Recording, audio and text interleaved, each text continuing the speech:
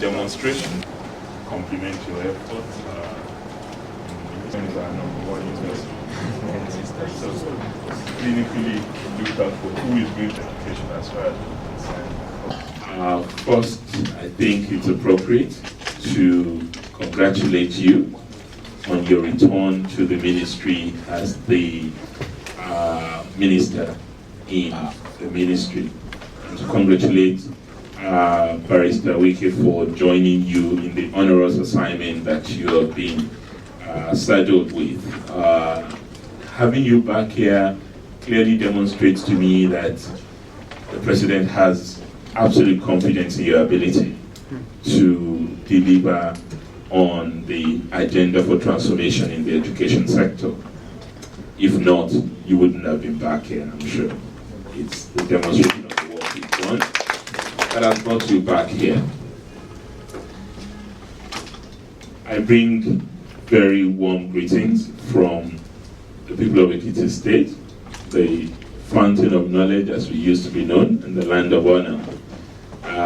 We're described as the fountain of knowledge for very obvious reasons. They say that in almost every household we have a professor, and education is very, very dear to our hearts. So coming to the Ministry of Education would not be a surprise to those who know Ekiti. They would know that this would be my first port of call if I were to be visiting ministries for support and assistance. And the Ministry of Education has been doing a lot for us, the Federal Ministry of Education. We have a lot to commend Madam Minister and her team here for.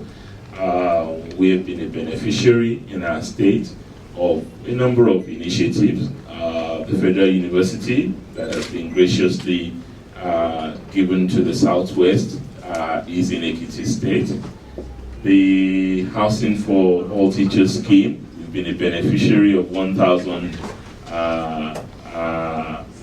housing schemes in that particular initiative. We've been a beneficiary of a federal model girls college as well, which is another new initiative, not to mention the resources that have been allocated to Ekiti under the Education Trust Fund, under the UBEC Fund, and the various other initiatives. I think the laptop initiative also, we've been beneficiaries of the laptop for girls in a number of our secondary schools. So we have a lot to commend the ministry for in terms of the work that you're doing.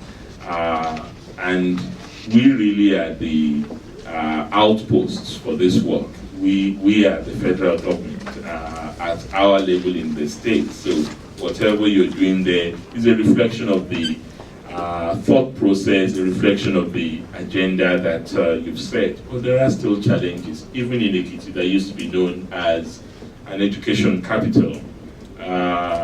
We still have very, very serious challenges in the education sector. Since I came into office, we've had to put in place an education task force, held an education summit that has necessitated the merger of our universities. We used to have 3 universities in Ekiti State, but as a result of what we consider to be the deterioration of the quality in our tertiary institutions, we felt it would be better for us to merge these institutions, strengthen the capacity and the resources available to the institution in order to produce graduates that are worth called such. And I'm glad to also say that, given the fact that the Federal University is coming on stream, this is going to be complementary to the strengthening of our own university that we have embarked on. Our public examination results are not anything to write home about. We're unhappy about it, and we are serious about doing something about it. One of the things that I asked the Honorable Commissioner for Education to raise at her last meeting here is the idea of dichotomizing the schools, the senior secondary schools and the junior secondary schools. And I asked her, why is it that in federal government colleges, in the unity colleges, they don't do that? that I think it's better, knowing the way the schools have emanated, for them to just be one school. We can do the division ourselves internally, rather than have 4 schools in one old secondary school that we used to have in the past. And from the message she brought back, I understand that the ministry really has no objection. The federal ministry has no objection to that. I'm aware of the UBEC position, which, of course, is responsible for free education up to the junior secondary school level. And this might have informed this dichotomy, but we can still structure our schools in a way, and that's our determination. We want to structure our schools to really reflect what used to be the schools, because the alumni now come in some of the old schools and they're confused. They're asking us which school are we really, which is their own school. When they have this junior, this senior. In my own old school, for example, we have 4 schools.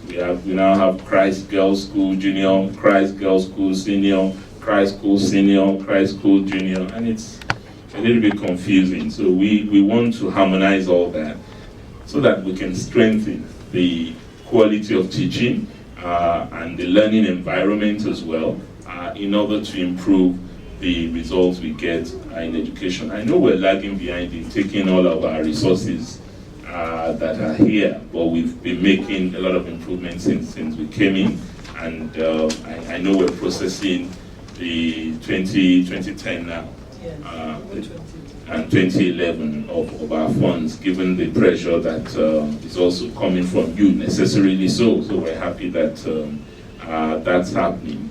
We clearly are interested in ensuring that this partnership grows, and I know how seriously you've taken this. We've had a couple of communication on the university. I know your commitment. I know Mr. President's commitment to education, but whatever you can do to assist us in strengthening our new university. I'm glad that the Executive Secretary of the NUC is there.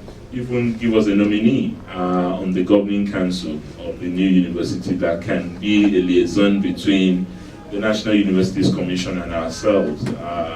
That would be very helpful to us, because one of our own objectives is to attract as many of our diasporans as possible, and we have them dotted all over the universities. In Bayero, in Zaria, we have Ekiti professors teaching. So we think, even whilst they remain in those places, it would be useful to get them to come on sabbatical to assist us in some of our own work at home. We've studied the budget, the federal budget, as you would expect us to do, coming here, and we see that there are quite a number of opportunities that are still untapped, that we would really like to benefit from, particularly in terms of the special intervention funds. That is an area that is critical to us, and it's an area that we want you to pay some particular attention to on our behalf. Once again, I want to thank you for receiving me at a relatively short notice, and to thank the Honorable Minister of State and the Executive Secretary. I know you have a busy schedule, and it's not easy to accommodate all these visitors all the time, but we are delighted once again to be here and to congratulate you and wish you a successful tenure as the Honorable Minister of Education for Nigeria. Thank you. Probably